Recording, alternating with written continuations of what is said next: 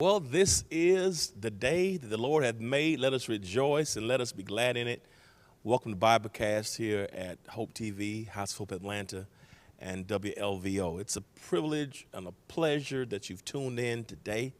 I pray that God's choicest blessings upon each of you. God is good, and thank you for tuning in. So do me a favor, won't you contact a friend or relative and a neighbor and let them know that our Biblecast is on the airways. We're in the middle. This is part 2 of an amazing conversation we're having this month on God and sexuality. As you know, last month, our topic was, Lord, I need answers. Lord, I got questions. And we received questions from all over the world. And one of the questions that we're trying to attempt to answer this month basically is a general question, general topic. There's so many questions that came through on what faith and sexuality. And so going to be an important lesson. So everybody who's tuned in today, if this is your first time tuning in, type the number 1 in your chat And that way, members of our Hope Global community will know this is your first time, and they will appropriately welcome you. If you're watching through a platform that will allow you to like, subscribe, comment, or share, please do so now. You help us with our algorithms. Everybody from Apple TV, Roku, Twitch, Amazon, Fire TV, Facebook, the websites, YouTube, thank you for tuning in. You made our Biblecast worthwhile. Listen, do me a favor. You can go onto our website, www.hohatl.org. Click the Bible study link, and you can download the notes that we have that will accompany our lesson today. Listen, family, friends, I am excited, in the words of my mother, tickled pink, to have this conversation today with you. And I have my co-host today who's going to be sharing with us. She is an important part of our church family here, works in our counseling field, our outreach, our community affairs ministry. She oversees several areas, and I'm excited that our community partnerships and our counseling ministry here is made the better because she is a part of our community. I want to welcome to our set today, Pastor Sharice Cross. Hey, Pastor, how you doing? I'm wonderful. Thank you for having me. Well, thank you for being here. I want you to tell the people a little bit about your background in terms of just your experiences and your education so they will know who you are and why I've invited you to share with me on today.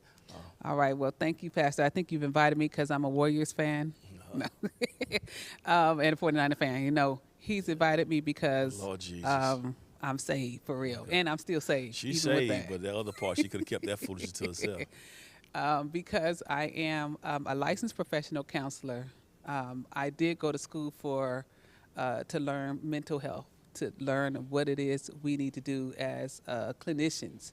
So I'm clinically trained, but I'm also ordained. But before I was ordained, I received my seminary degree in pastoral care.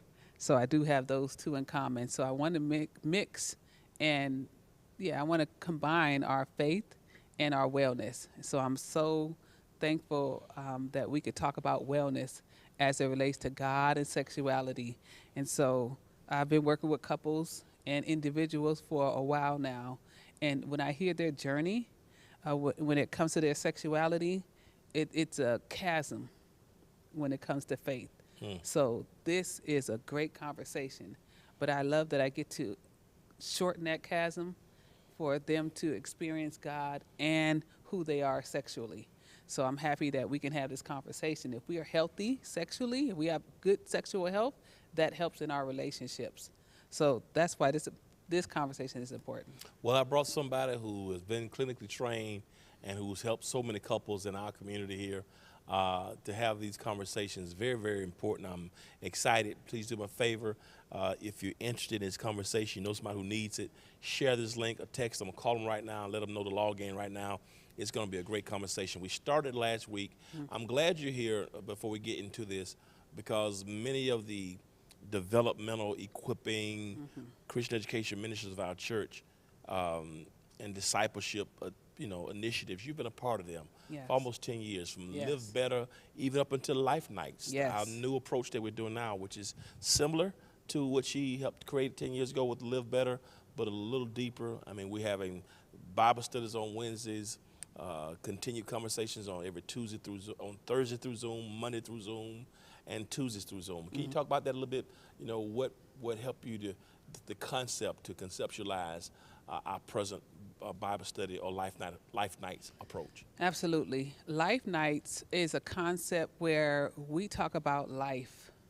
The fact is, we were in a harrowing experience called the pandemic that broke us on so many levels, and it disconnected us on so many levels. Indeed. So as community, we have been broken apart, and yet life is still lifing for all of us on all levels. So when it came to Life Nights, as a community, we want to come back together and start to have that conversation around life. We need answers. So your topic of your series on Lord, I Need Answers was our first introduction to life, because I got questions. I know you had questions. Right. We had over 1 million people die. That's a lot. Right. A lot of areas felt unsafe and still feel unsafe to us. Absolutely. So we are now coming back as a community to engage in life together and to be able to have this space that's safe enough for you to ask those questions. Yes. We need that. Absolutely. And, we had so many questions that we received. We got enough questions that came in last month. Lord, I need answers. Lord, I got questions. Yeah. And we can probably go a year or two. Sure could. Just really comprehensively address those questions. And one area that we kept getting so many questions was over this whole thing about God and sexuality, and we kind of addressed it last week. I hope you watched last week. If you didn't, go back on YouTube and get the October the 4th Bible study. We introduced it. We had Zooms on the 5th, and then on that following Monday and Tuesday, which was the 6th and the 7th, pertaining to this whole conversation of, just very, very important. I mean, that was not 6 and 7. That would have been the my God, where's my mind? That would have been the 9th and the 10th. Sorry. Questions that we had, other Zooms to continue the conversation. So we're back today talking about Let's Talk About Sex. And we talked about it last week. And, it's real interesting. Bishop Jakes once said something.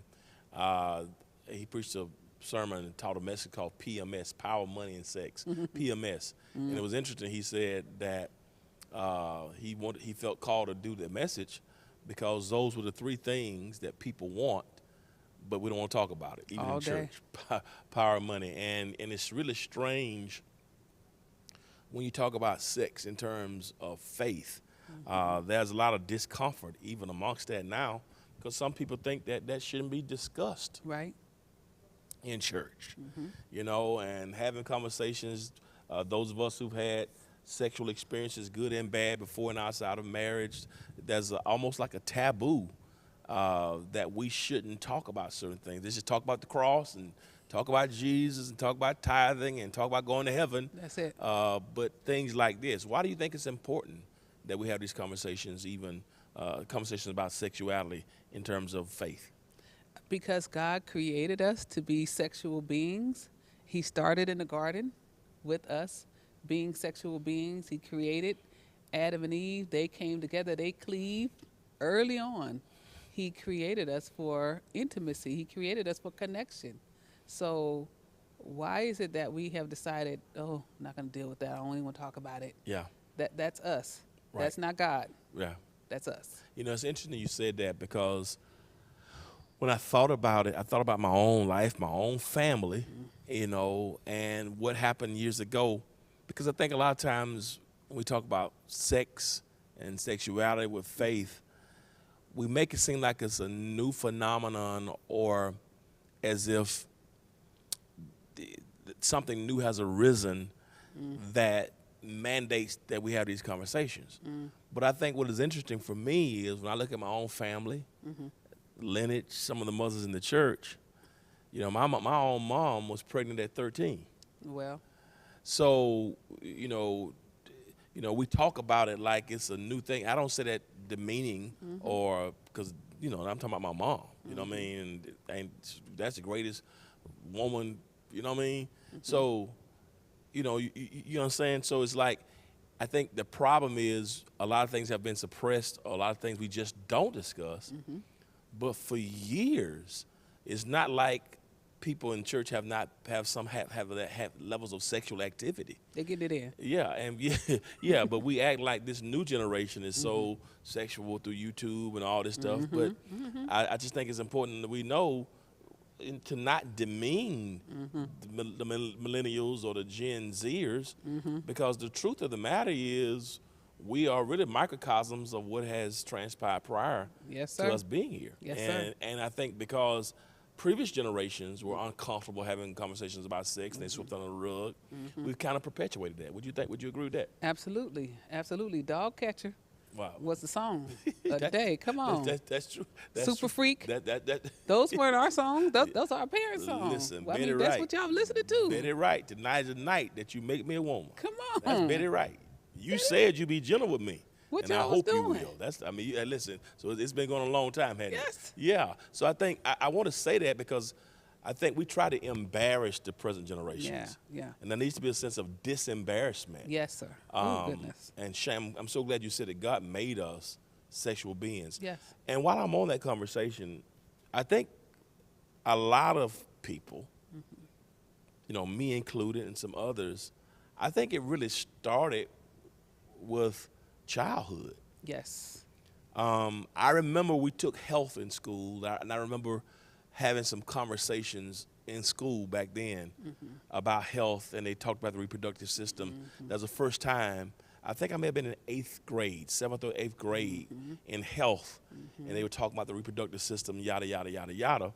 But the truth is, with my friends, we had interest in girls before Way then. before that. Oh, You know what I mean? I remember, I think I was in 6 years old when I had my first crush.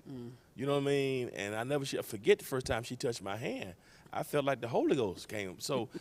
But we don't have these conversations. And I think a lot of parents are not equipped or comfortable in having conversation with their children. I want you to talk about that, because now I've seen even parents, I don't know if it's taught in health, and some parents, you're able to now decline or Yes. withdraw your children from classes Yes. that talk about it. Yes. So if they're not talking about it in the schools, we're uncomfortable talking about sex in church, Right. and parents have discomfort talking about it. Right. Could it be that our whole sexual formation is kind of warped from the very beginning because of ignorance, because of the lack of availability of information? So I want to start with that. What do you say to parents? How should parents engage the conversations with children? Because the first teachers about sex and sexuality should come from the parents. So I think we got to kind of disembarrass, and I don't know. I think sometimes parents don't know what to do or say because they weren't taught properly. Absolutely.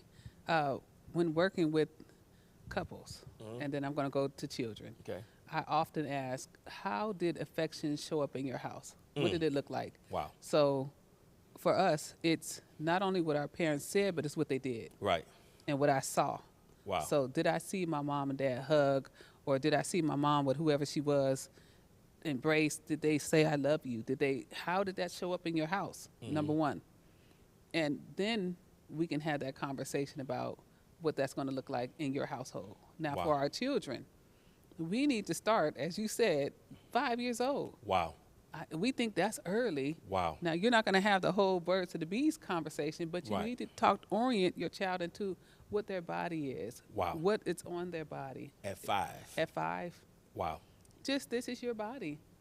And these are your areas that are private, Yes. because we do have people who are being predatory towards children. Ain't that the truth? So we do have to educate our children on what their body is and what it's made for and what's different. My body may be different than my son's. Mom, you don't have a little pee-pee? And on their level, you're Right. having that conversation. Right. At 5, Yes. just orient yourself to your anatomy. Yes. And okay, the school may not teach it, and that's fine. You can teach it though. Wow. There's plenty of material out here right now for young parents, for children, all the way up, to tell you about everything and how as far as you want to go. And it depends on the parent, it really does. So if you don't feel comfortable, there is material that can help you have conversations with your child. That is so good. I mean, because you're exactly right, to inform them about their own anatomy Yes. early on, just so if they have other siblings or cousins, just to know the differences in anatomy, but also to make sure that we start teaching them about those predators Yes. and what's appropriate touch versus Yes. inappropriate touch, because unfortunately a lot of molestation Yes. and assault takes place in families. Yes, it does. And I know you probably get to that conversation later on, and if you have and it's with somebody that somebody trusts. Yes. And so if somebody has access to your children who they trust, and that child is ignorant to what is appropriate and inappropriate, Right. then it can perpetuate inappropriate activity that's unhealthy because they have not been taught That's right. correctly from the parents. So you said start at 5 in terms of teaching about the anatomy, Yes. and then integrate as that child matures Yes. to deeper conversations. Yes, so then we could talk about feelings versus emotions. And feelings, and I love to say this, feelings are not facts, but they're Yeah. indicators. Mm.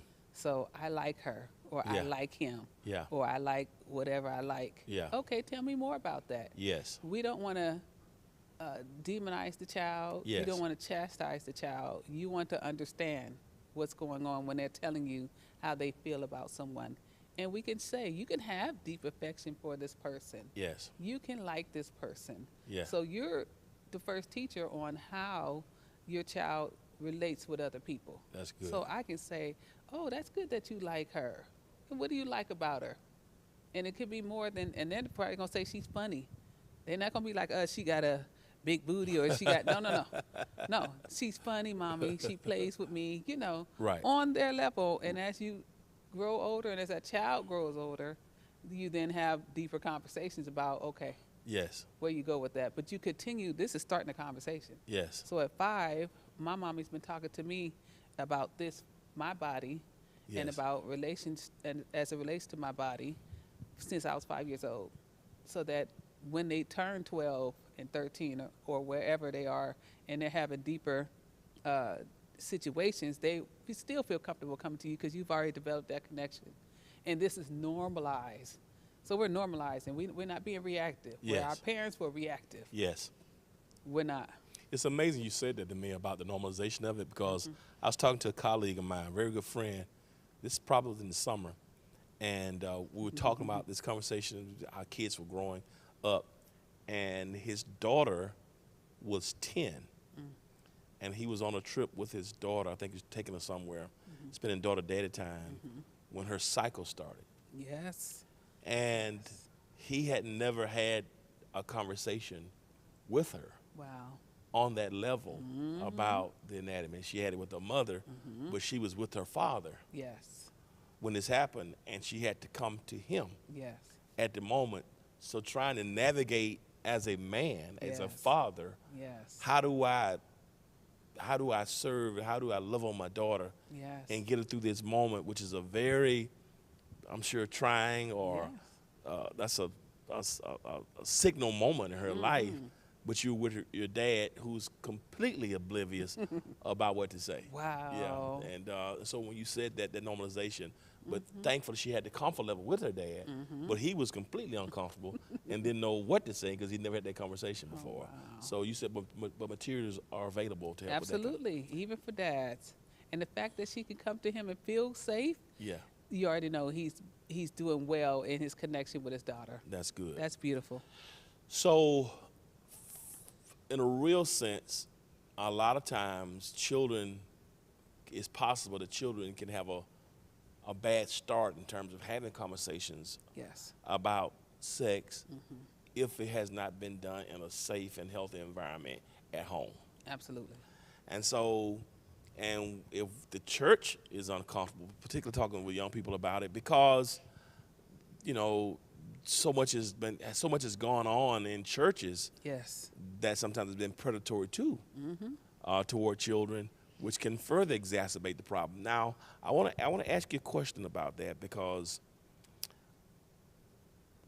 when children don't get it from their parents, and then when they come to church, and faith is brought into the equation, sometimes faith and our teachings, I think, can become toxic, Yes. because, as you said earlier, we're not taught, or I wasn't taught, that I'm a sexual being, that God, I didn't hear that as a kid. When I heard sex in church, it was stay away from it. That's right. I want you to talk about that, because if my religious formation makes me think that it's something that's bad and to shun, you know what I mean? How do we kind of unearth some of that? So good. When we're talking about our formative years Yes. and our spiritual formation, and as we're growing in our stages of development, Yeah. it is such an impressionable time. Yes. And so if I didn't hear it at home, when Yeah. I get here, God says I'm nasty. Yeah. God says my body needs to be covered and hidden. Wow. God says I'm a fornicator, which Wow. is that's what I know about sex. Wow. I'm nasty. It needs to be hidden. I know all the don'ts, none of the do's. Wow. They're all don'ts. So I'm going through life in my formative years, and then I go to college, And I'm like, you know what? I'm going to go do whatever. Wow. So it's either God or my sexuality at that point. We have now disconnected. Wow. So we're slowly disconnecting from our sexuality, from what is good to what is bad. And so as we are in those years, those college years and high school years, you're going to test the limit because that's what you're supposed to do. Absolutely. You're trying to form your identity. So if it's all bad, what I'm going to do, I'm going to run to the bad stuff. Wow, that's so true.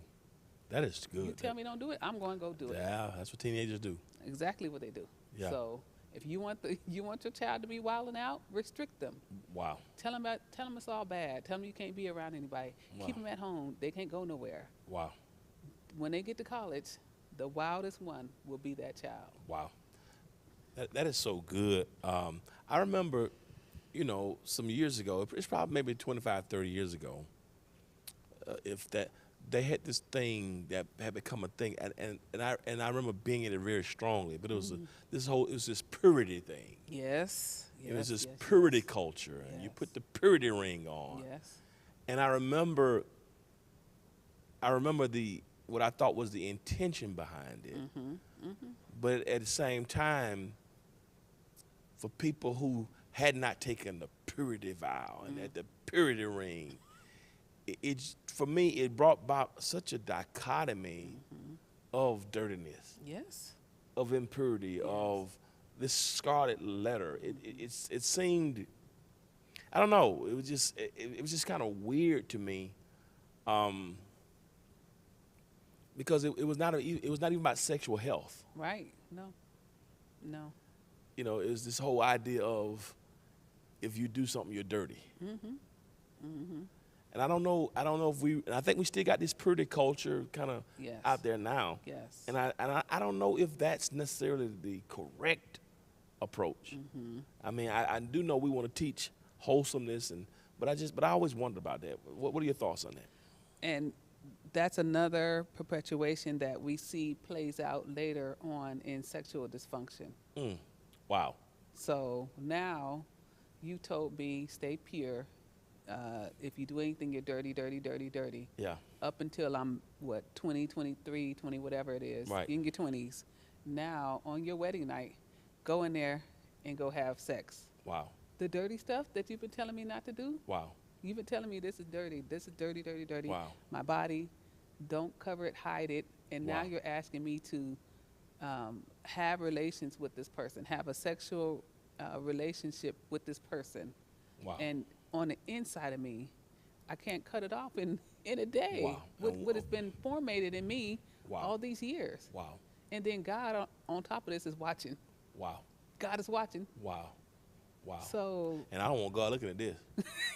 wanna look at God, you don't need to see this right now. But right. but it's nasty Right. and it's dirty.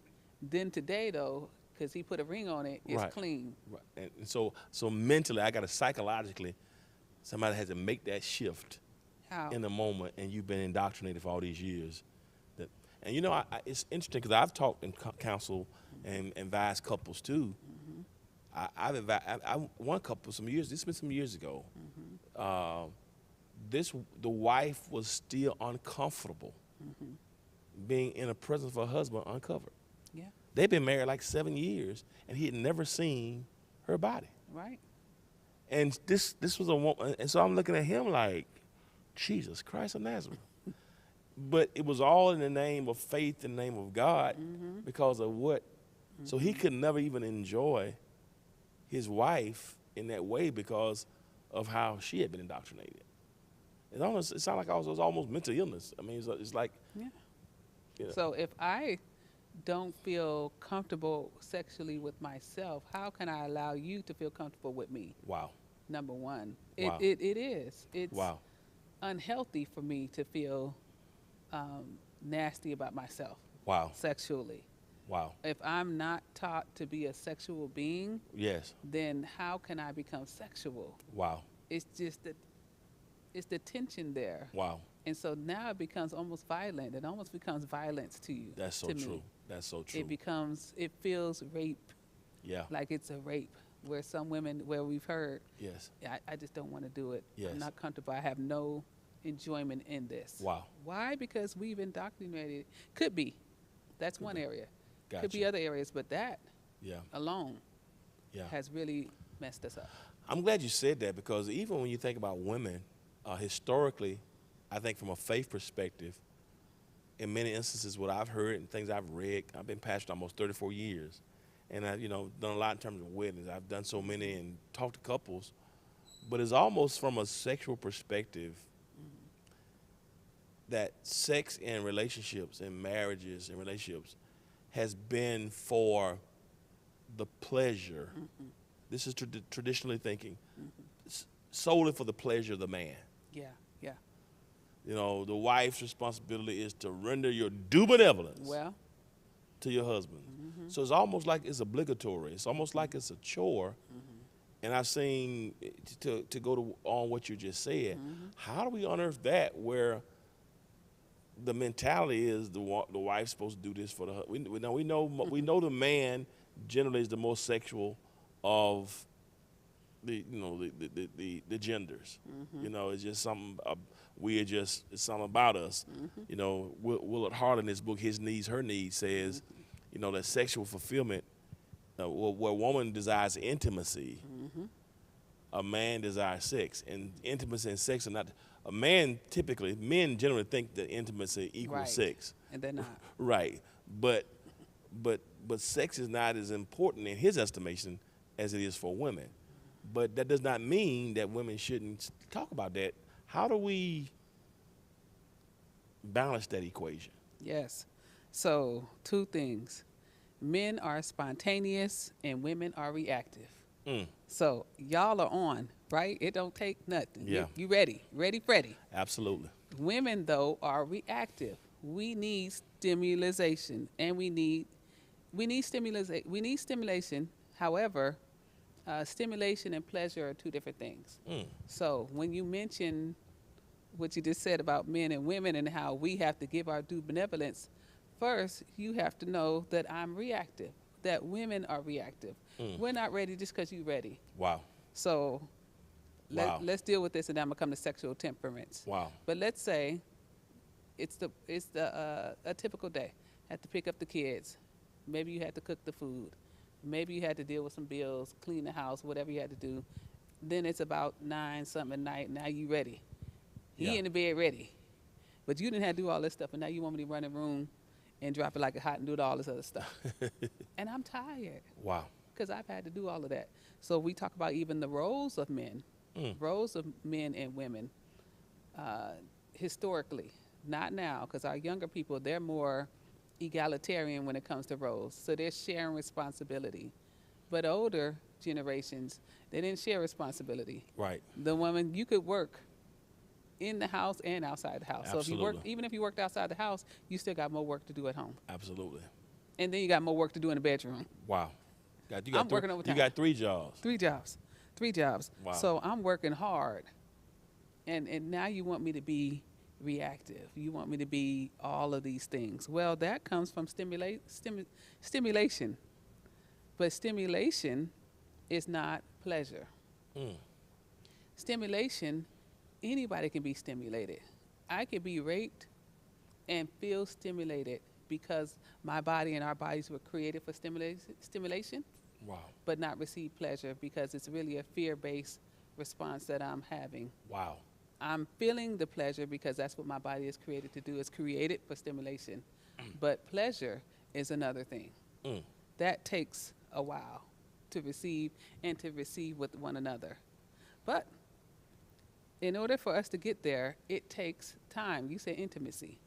That starts in the morning. We already know foreplay doesn't start at 9 o'clock at night. That morning, you should be finding out, okay, can I help get the groceries? Maybe I can get us a meal tonight where she don't have to cook. Or maybe we should be conversating. Are there conversations we're having? What are we doing to create that intimacy?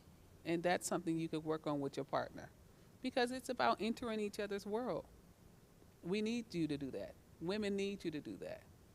But if you don't do that, then it just becomes a duty.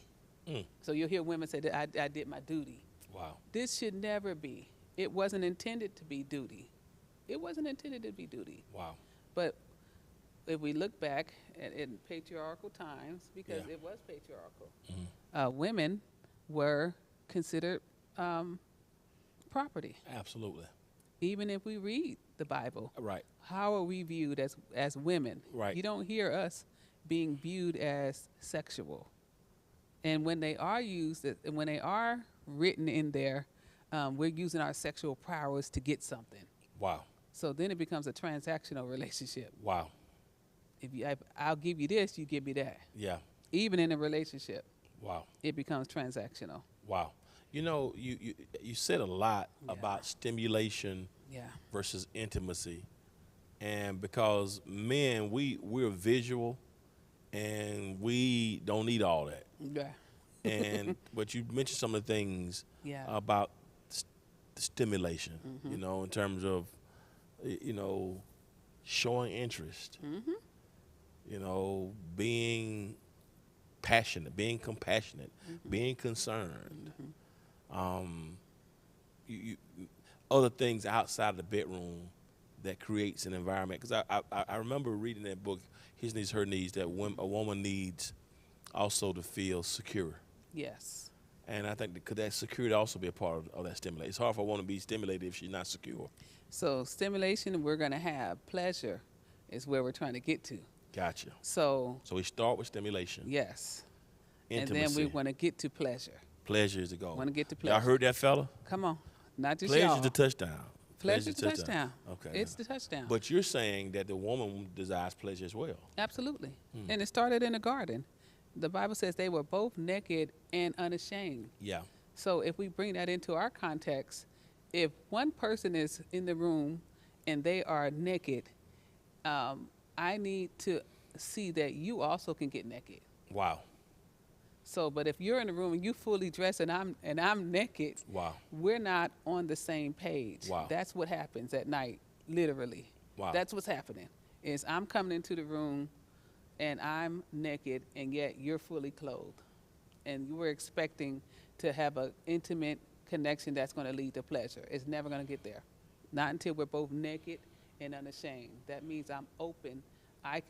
It's beyond the body. Yeah. Because when we started in the garden, it wasn't about this. It wasn't about seeing everything that we had. It was about I'm open in every way. You see past this. Right. It's not just about my sexual organs. It's Right. beyond that. Absolutely. So that's where we want to get to during the day, every day. It's so good you said that because we're talking about there's this misnomer or this caricature or this idea in society. It's almost stereotypical that women, once they get a man, now she's got a headache. Right. Yes. There's this stereotype with women that they're not ready, that they don't enjoy Yeah. sex, right? But what I'm discovering is there are some women who don't enjoy it because they're not being valued or their pleasure Well. is not prioritized. It's Well. almost like you said we move from stimulation to intimacy to pleasure. Yes. That pleasure is not just for the man. Right. And I think a lot of times men, we have this tendency to think that we just all this and we know what we're doing and we just got it going on and we're going to just make the world shake tonight, right? Right. Right. And it's going to be an earthquake and a seismic, cyclops, and the hurricane is coming, and all this kind of stuff. Right, right. And the woman is looking like, Right. So what is it that men could, because I think sometimes even couples, I've known women who can't even talk to their husbands about their lack of pleasure because Yes. they're both not naked. Right. How do we Right. fix that? Right.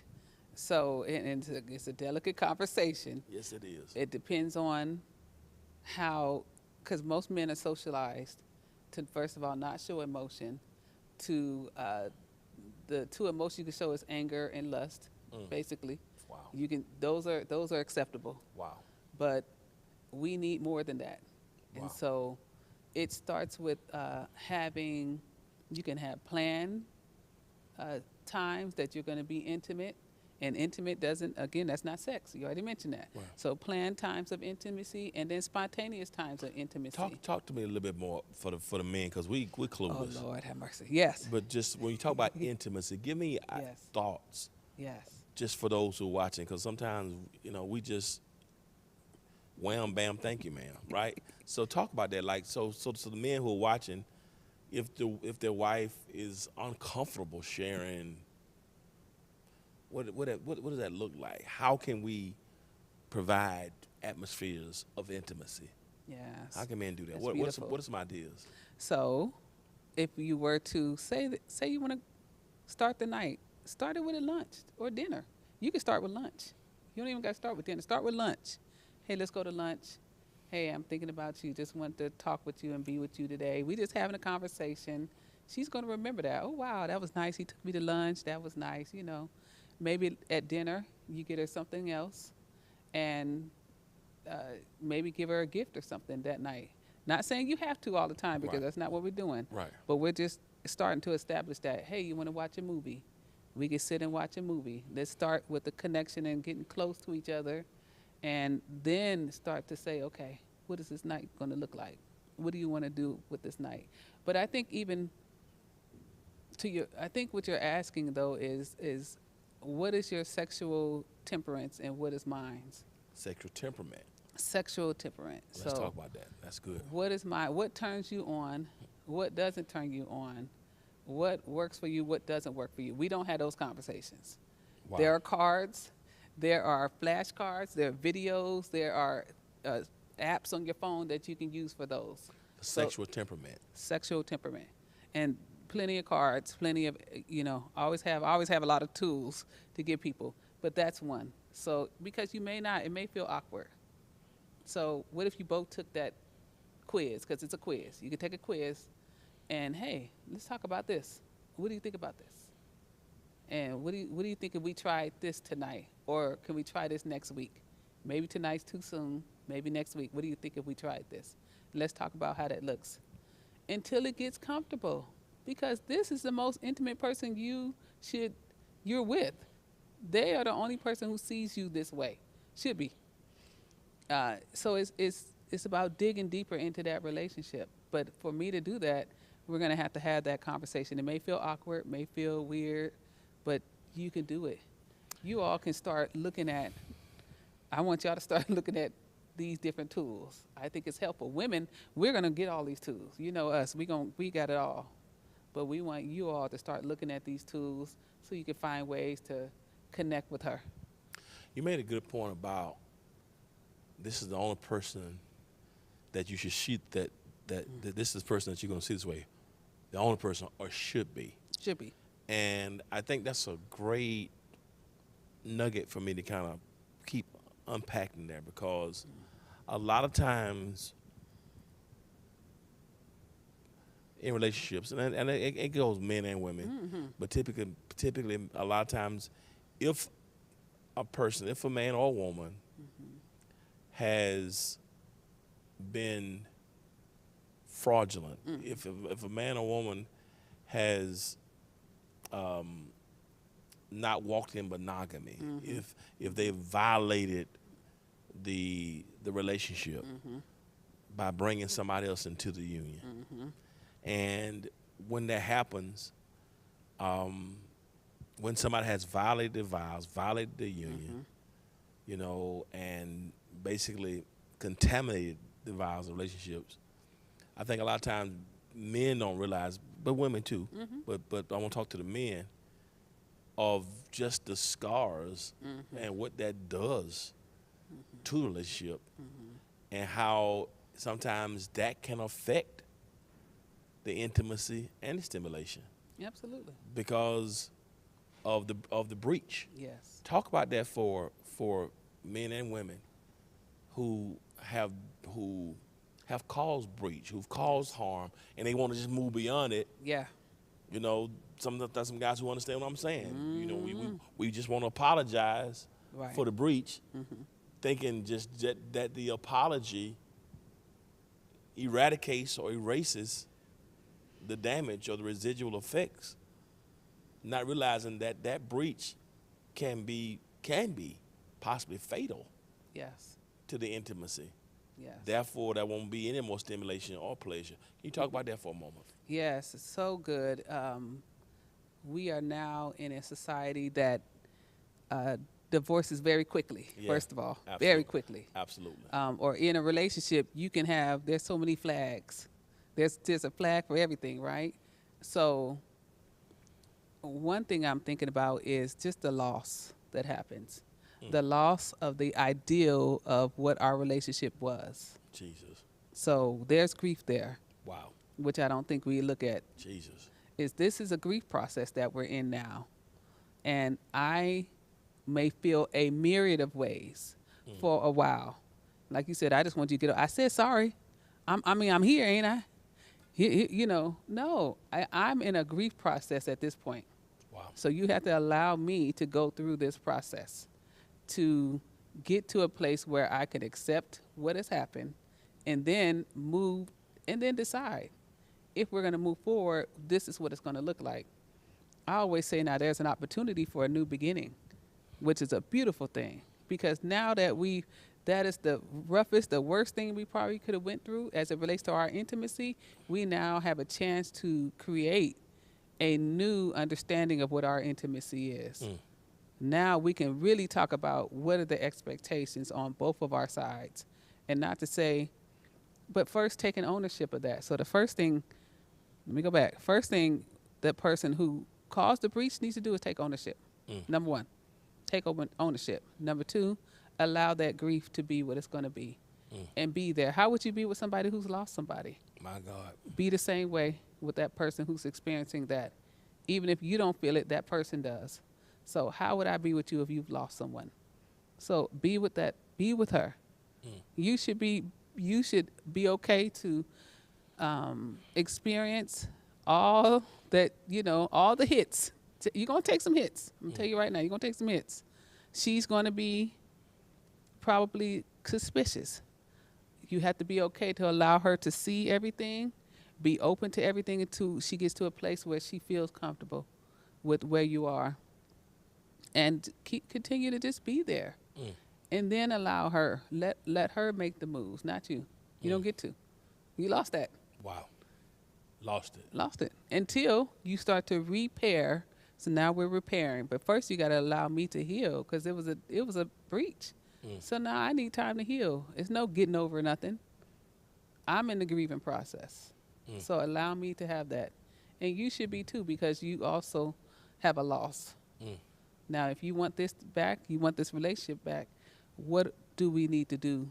Because you can ask that. What do we need to do to get where we need to be? And then you both start to have that conversation.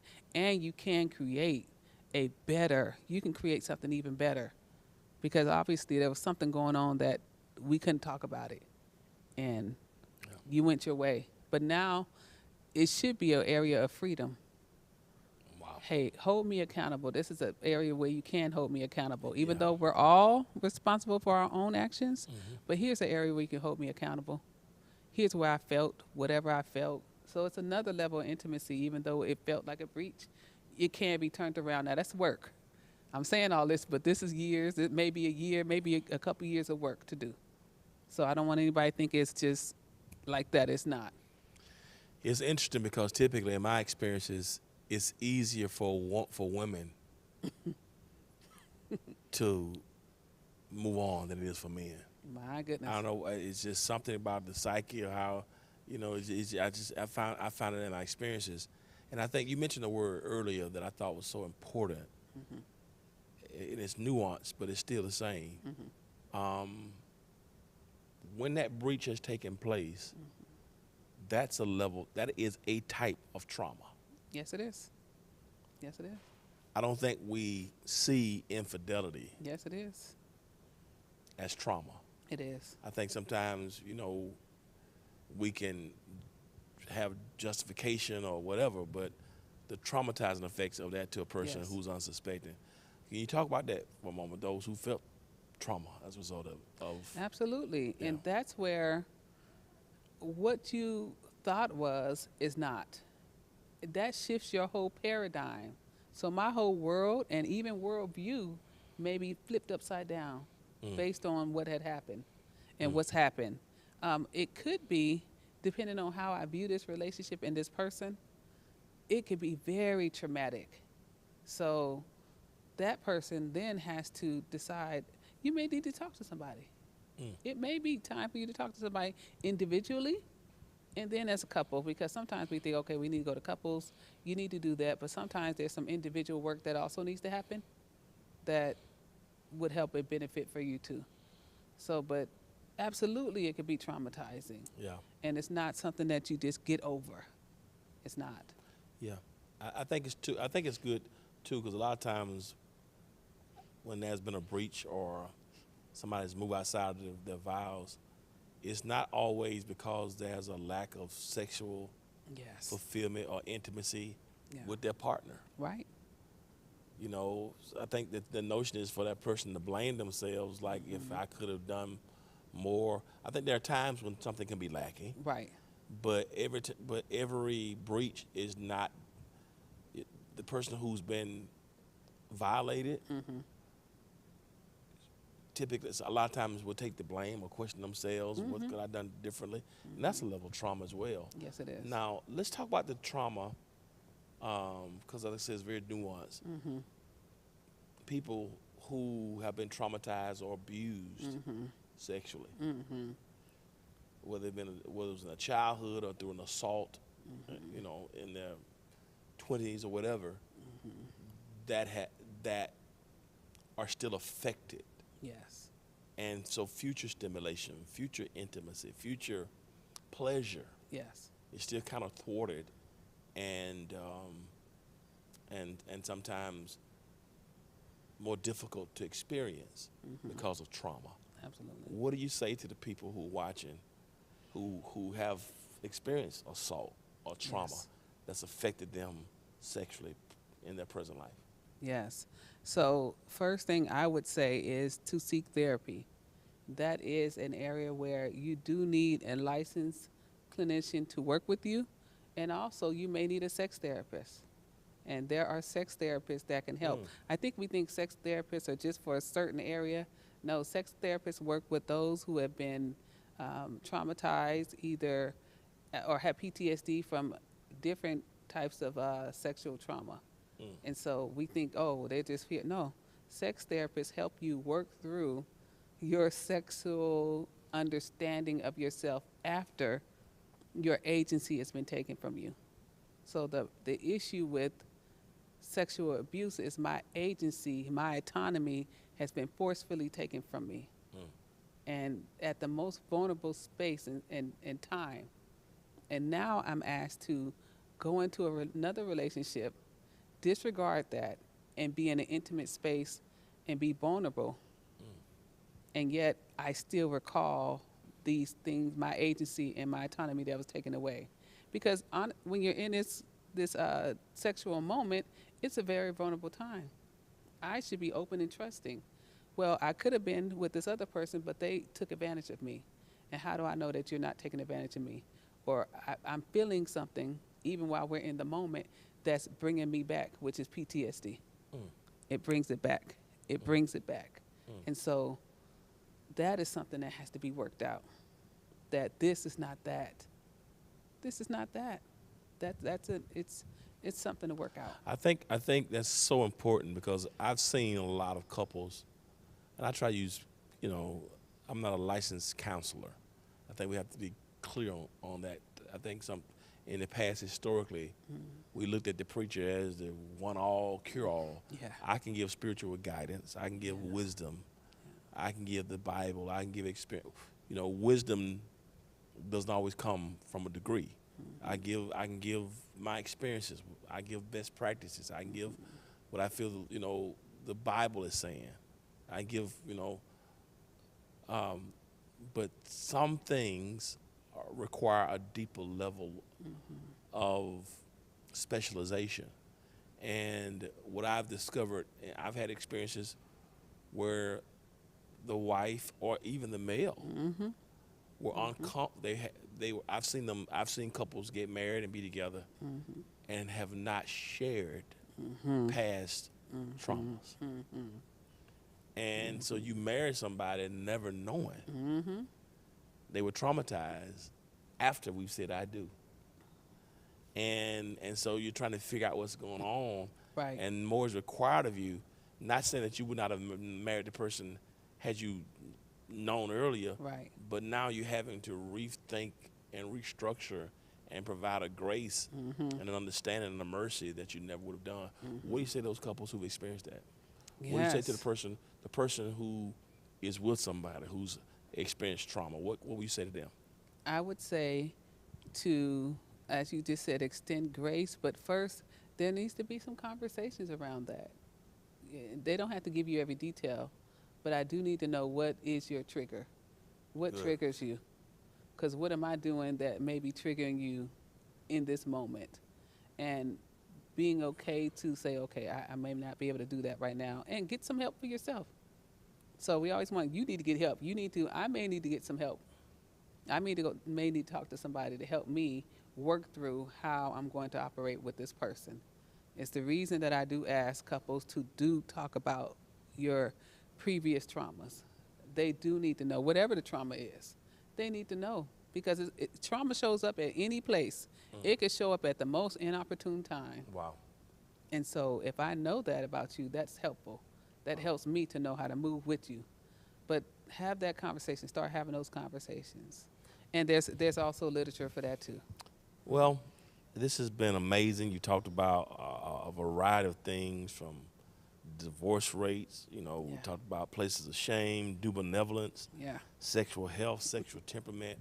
Yeah. So for the couples now, for the people who are unfulfilled, the people who are not trying to talk to their children, and they may want to get some more information and may want to come and get more expertise from you one-on-one.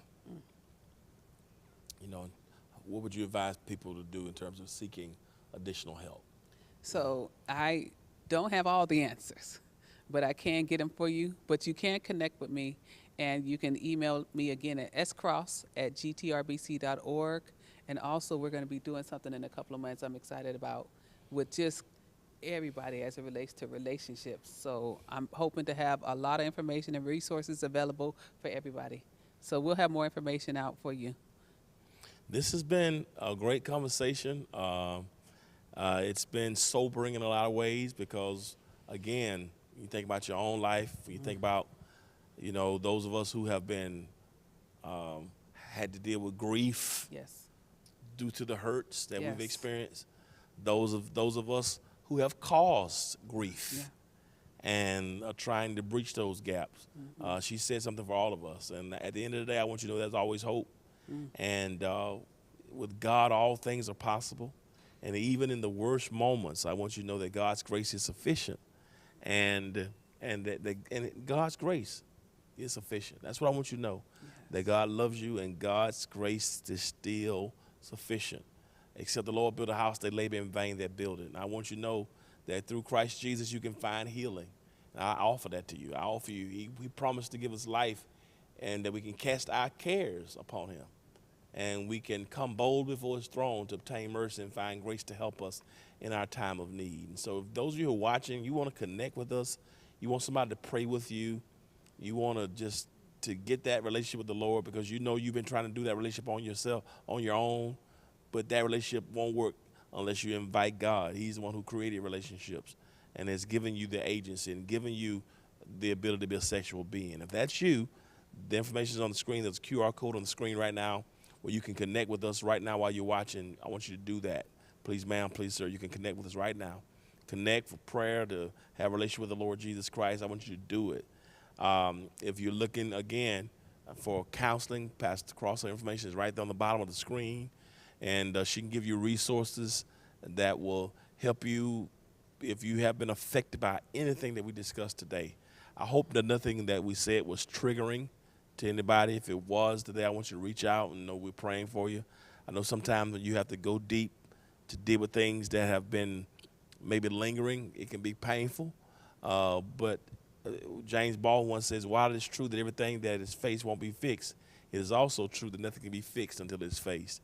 And so I hope today that something help to inspire and encourage you. Listen, if you were blessed today by this Bible cast, and we're going to be talking about God and sexuality the entire month of October, and as Pastor Cross said earlier, we got some amazing things happening. We have some new resources coming that's going to continue this conversation. But if you've been blessed and you want to sow into the ministry, there are various ways you can give. They're on the screen right now. I want you to do that. QR code is on the screen. That will give you the different mechanisms of how you can support the ministry. You can go to our website, www.hohatl.org, and the ways that you can contribute are there as well, whether it be through text to give, Cash App, Zelle, through the website or the P.O. Box. All the information is on the screen right now. These conversations, we don't like to have them in church for whatever reason. Maybe it be guilt, embarrassment, shame, or we've been taught that we don't talk about this in church. But if we don't talk about it from a healthy perspective, love, I wish above all that we prosper, be in good health. Well, as our soul prospers. And Pastor Cross, I want to thank you for being concerned about our wellness. yes, sir. In totality. Yes, sir. And so I appreciate you for sharing. Listen, we'll be back next week, same time, same station. Invite somebody to be a part of it as we continue this conversation on God and sexuality. Got to leave you now, but as always, remember this. If you be good to God, then God will be good to you. We'll see you next time. Peace.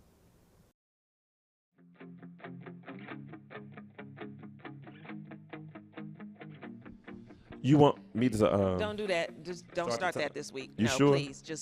Because they had said it's a lot. We got a lot. Come on, let's go. Well, hey, family. This me and Crystal are here again, and we got some things to tell you. Yes. So we want to welcome all of our new members who just completed our virtual spiritual boot camp. We want to say that we welcome you here to the House of Hope Atlanta with open arms, and we are so glad to have you as a part of our family. Absolutely. Now, our Life Night discussions will continue Monday, Tuesday, and Thursday at 7 o'clock p.m. So join us all 3 days as we continue the conversations from the Wednesday night Bible study. To receive the Zoom links and for more information, visit the church's website and all of our social media platforms. And what you know about these Wellness Wednesdays, Crystal? What you know? So, seniors, we don't want you to miss out the workouts that are starting at 10 a.m. with the Guru of Abs. Sound like a nickname for me, huh? Lies. Guru. Okay.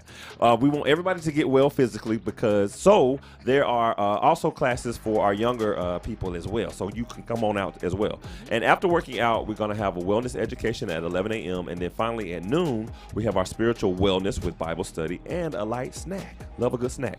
AARP is also sponsoring our fourth Wednesday Wellness Wednesdays. You do not want to miss their presentations every fourth Wednesday.